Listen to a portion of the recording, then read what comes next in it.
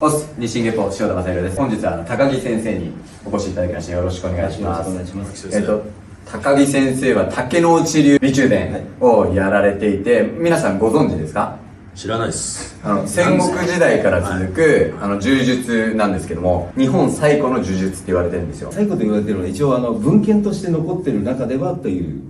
なるほど。もっと古いところはそれこそ文献に残ってない口伝で伝わってるところとかはたくさん他にも理由はあるんですけど、文章で残っている最古の武術。岡山県の県北にあって、いわゆる戦災とかに完全に免れていたので、全然その資料が当時からずっと残っている。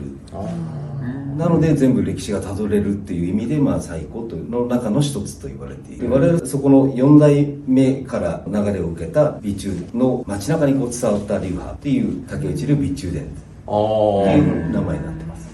ですんごい技の数があって、あとなぎなたも使うし、もちろん槍も使うし、杖も使うし、もちろん剣も使うし、短刀も使うし、武器術もすごい豊富という。統合武術っていう僕の中ではイメージがあって、大統領合気柔術とかももちろんここから影響を受けた部分も多いと思いますから、今日はその皆さんいろいろな武道をされてると思いますけども、それってそっから来たのかとか、高木先生意味をね全部言っていただけるので。意味？そう、例えば礼の仕方なんで左からつくのかとか、いろいろあるじゃないですか。当たり前かのようにやってるけども、それもお聞きできたらなと思います。で、最初僕のチャンネルは合気道家が多いですので、体術からお聞きできたらなと思います。どんな技があったりとか、実践をしていただけたらと思います。竹之内流で、一番その柔術、柔道の源流となったと言われている柔道の源流。太刀を使う手だと両手が塞がれる。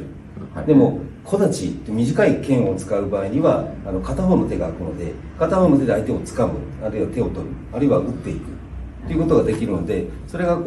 柔術、柔道の始まりになったと言われている。柔道の始まりとなったと言われている竹之内流、その小具足腰の周りっていうのがあるのでご覧入れて、はい、それがなるほど、これが柔術、こういう使い方をするのかみたいなところがちょっと少しご参考になればと思います。はい、お願いします。通常上寸は2尺4寸ぐらいなんですけども、この長さの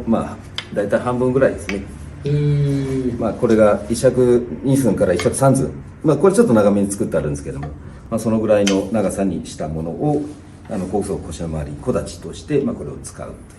小具足腰の周りっていうのは何なんですか？昔の桃太郎がいた時のように、この1本あれば具足を着ている。具足、はい、鎧ですよね、具足って。一番軽具足と言われている、兜とかつけたりとか大鎧をつけたりしないぐらいの軽装備という意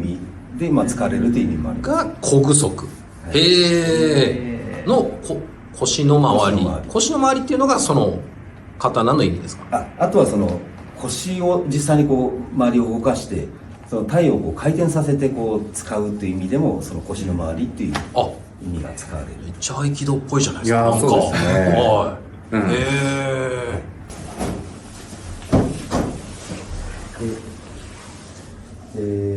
例ですけども、このなぜ左から先につくかというと、ここで通常だと小井口を先の切ってしまうとすぐ次の動作が出てしまうので、まずは小井口を切らない状態で出しますよという意味で、本当は鞘ごと抜いて合わせるという形でやるんですけど、ちょっとそれを省略すると小太刀ごと抜いて、お互いに自分の獲物を見せて、でこれを使ってこれから勝負しましょうと。で取ってで押していただくようにして、これはまず礼法なんです。こういう礼法ですね、作法というか。もちろん。でここからお互いスッとですね、ここで相手の手の内をスッと切るんですよ。ほう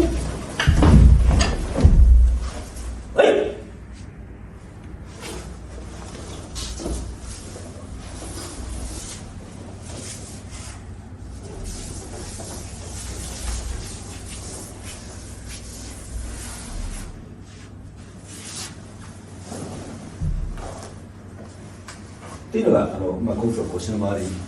という方なんですけれども、これ今何をしてたかというと、相手が相手の手の内ここスッと薄く切っておいて、で相手に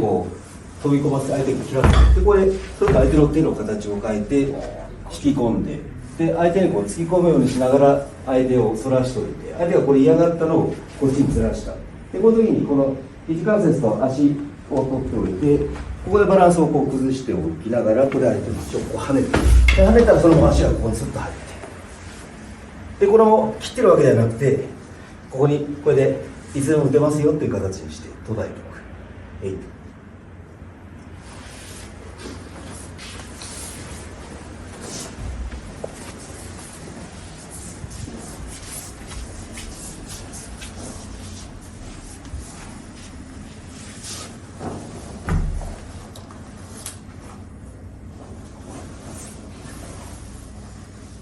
これが表型。じゃあこれの裏型と違いになってみましょうか。じゃあ今度マークさんにかけてもらいます。表と裏ってどういった意味なんですか？今のは一つ稽古する、丹田型にもなってるんですけれども、実際にこれをもう少しこう簡略した型として使う場合どうするかっていうやり方があるんですけれども、それを裏と言ってるんですか？はい。今やった形をもう少しちょっとこう簡略した形になっている。表が正式、裏が簡略版。はい。で、ただ少し実践型にもなっているみたいな。じゃあ三角でお願いします。でこう、よっ、ほっ、ほっ、はい。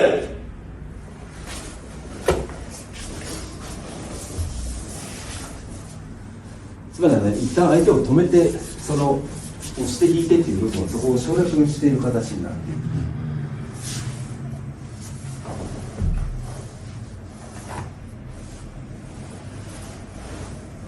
あとはこれも相手を止める形のあれなんですけど、小裏型っていうのがあって、小裏型こう押してよっ、でこれもこうする。で相手が来てくる、待ち構えて、ほう、はい。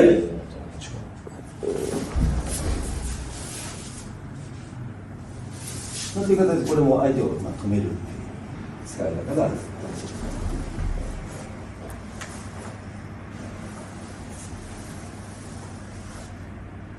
っていうのがこれが代表的な技の中の一つで、こういう使い方をしてますっていう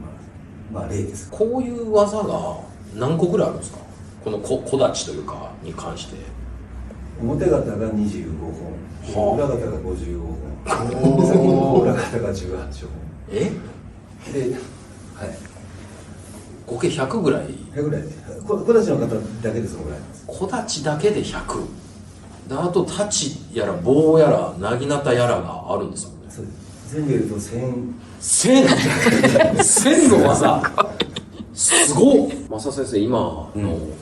見て、なんか合気道と似てるなとか。いや、わかんないですけどもね、ちゃんとその一箇所押さえるみたいなところでね、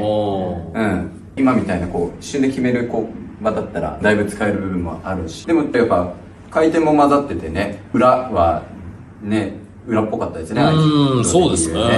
実際マークさんはね、養親館やってたんですよ。養親館合気道を学ばれてたんですか、マークさん？ミュンヘンでね、ドイツのミュンヘンで。なんか今のところで合気道と同じだなっていうのを逆にね、確かにね、2つやられてる方のこれ一緒ですよみたいな。私は表の技は裏の技の、結局は一つのセットだと理解しています。合気道のようでもやっぱり1と2の表と裏の技で、表はどっちか入り身で入るということで、ここもどっちか入り身で入るわけですよね。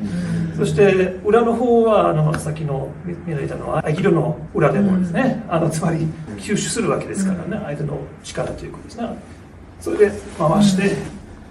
制するわけですね。これは非常に合気道のその原理でもその2つの基本的にあるわけです。それは今コーラのような技で、表の技、つまり合気道の位置、合気道表の技にのバリエーションとしては、それは近藤先生にも見られたわけですけど、大統領の先生が、これで代表的に一本通りとして、相手の制して、こういう風に、最後に制しましたけど、同じような形じゃないかと思いますけど、非常にこのセットは大統領とも合気道にも原理は含めているというか。一本取りの得意はこれ抜き打ちで今日切っていく場合にそれを止めるっていう形になるケースが多くて、太刀と小立ち、どっちが抜くのが早いかっていうことになると、こう手を変えて小立ちを抜くのがこうパッと早い。だからここを止めてスッとここを止めるっていう、こういう止め方をするんです。なるほど。それが体術につながってるっていう。そうですね。現代において実践的だなみたいな技あったりしますか？現代において。現代において、例えばその街で喧嘩を売られたよみたいな時に、ああじゃあまあ竹野内流やってる僕だったらこうするからみたいな。なんですかね、その相手をこう痛めつけると、危ないじゃないですか。もう犯罪ですからね。例えば下がコンクリートが硬いところでそこで受け身させてあげるわけにもいかないので、できるだけ相手をこう優しく倒してあげる。いや倒したい、はい、理想ですよ。でそういう場合は、例えば相手が胸を取ってくるか手を取ってくるか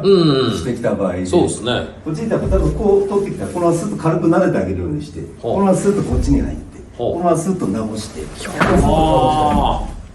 これやり方を。正先生、もうまさにじゃないですか。でもね、だいぶ低いところでやってたから、ね、大体このね、入り身とか相手を反らせるのってこの上じゃないとできないんですよ。ここからだいぶ低いところでやってたから、ね、でも足とかもね、使って、さっきも足引っ掛ける。そうですね。実は足をよく使うんですけど、例えばここから相手がこう特に身長の高い人が来た時に、例えばこう上からこう打ってきたとかすると、この瞬間に例えばまず足をこっちにスッと取ると、これ相手がこう低くなるじゃないですか。そうするとこっちへ、例えばこのバック相手を取ってしまうとか、相手の身長高い人はこう軽くちょっと低くしてあげる。で重たい人はちょっと横にずらしてこう体重軽くしてあげるっていう。相手が打ってきた時でもこうスッとこのまま入ってこうスッとこう撫でてあげるようにしてこの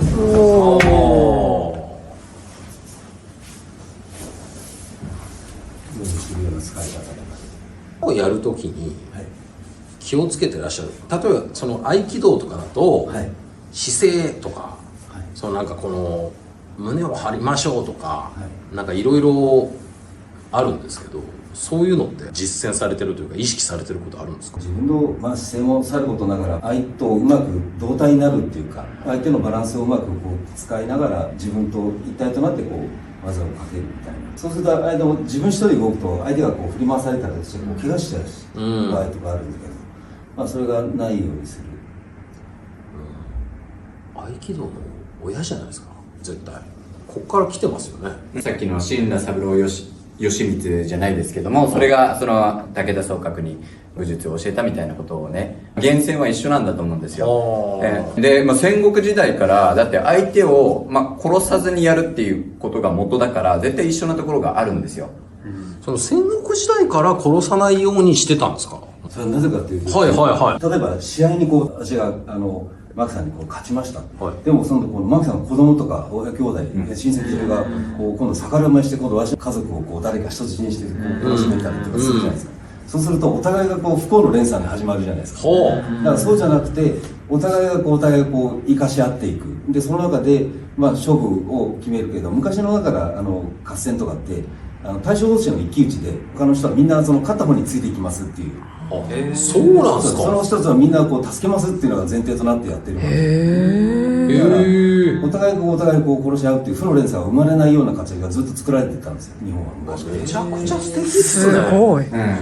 そうだったんですか。知らなかった。いや本当知らなかった。ね、皆殺しかと思ってました。そうあれはやはりこう鉄砲伝来がする1549年、竹中が生まれたのが1532年なので、まだ鉄砲がない時代ではあったんですけども、戦国時代のその戦乱の中で極力相手をやっぱりこう殺さずに生かして、で場合によってその相手も自分よりも優れてる武術を持っている人だったらその人から習おうっていう気になる。そんなだったんですね。だから多分そういう形で皆さんうまい具合にこう切り抜けてきている。価値観と全然違いますね。もうなんかお家断絶みたいなね、相手をもう徹底的に潰すんだみたいな。一部逆にそういうところも多分あったと思うんですよ。根絶やしにしてしまおうというところとか。でもそうするとやっぱりどっかでその輪廻転生というか、そのね、カルマというか。極力自分のところでその負の連鎖を止めていきましょうっていうなんか気持ちがやっぱり残ってるっていうのは竹内の中にある。刀持ってると相手切っちゃうじゃないですか。だから自分の持ってる刀もこう捨ててこう体術っていうか呪術に持ち込んで止めてしまおうっていう。本当ですか？からそれがこう技の中にこう一つ残っているのがあってですね、自分の刀を捨ててめちゃくちゃ面白い。聞いたことない。例えばこう相手とこう打ち合いになって、こうつばぜり合いにこうなりますね。で相手がパンと押してきた瞬間にパンと飛ばしてこわあ面白い。うでこうすると相手もここでこう止められるじゃないですか。でこのままスッといくと相手もこのまま打ち上がってくれないです。でそうすると剣を持ってると自分も怪我する可能性があるので、相手もこう来てしまう可能性があるので、できるだけそれをこう避けましょうみたいな形。例えば形の中で、石にとをちょっとやりましょう。型の中では相手が打ってきた時にこれをでこういうずらしてこういうこれはもう型としてこういう稽古を。これ例えば実際にこう相手を本当にもしこうもう打ってしまうとかっていう場合、相手が打ってきた瞬間するとここに入るんです。ここできるしこのスッと入ってしまう。でこうするとやっぱり危ないので、スッとこうやって相手を止めといて、でスッと相手をこう参らせる。でこのままこう違う。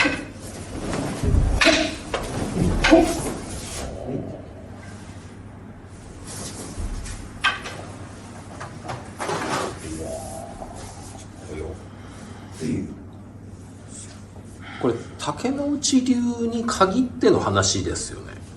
その相手を切らないとか相手を傷つけずに、特に江戸時代とかになって家康が好んだ流派とか新影流とか、っていうのはできるだけ相手をこうやっぱり殺さず無刀で取ってしまうとか無刀取りができるとか、そういうところを家康が例えば選んでいるっていう。竹之内流同士だったらすごい平和なのになとか、そもそも刀持たなくていいのになとか。でも相手が持ってるとしょうがないですよね。だから相手が竹之内流じゃない刀を持ってる場合はそうもいかないよねっていう話だから持ってるってことですよね。で、持ってこう打ってくる場合も例えばあるんですよね。それでこう例えば相手がこう長いものでこう打ってきたとかするのも、こう相手が打ち込んできたらこれをスッとずらしてこのパッと外してこれするかもしれない。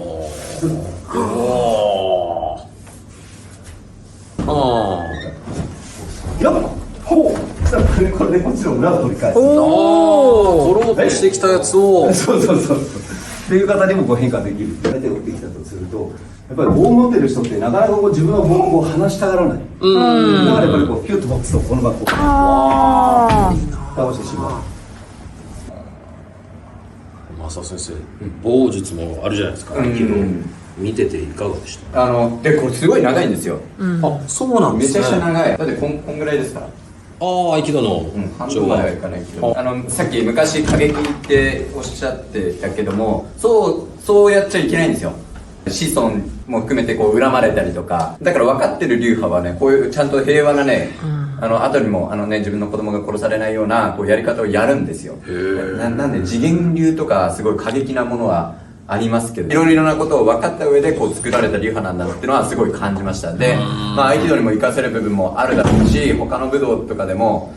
こう今やってる中の一部を取ってそれがね武道になってるっていうところもあると思いますから、次の動画でねまたいろいろな技を見せていただけたらと思ってます。はい、ありがとうございました。ありがとうございます。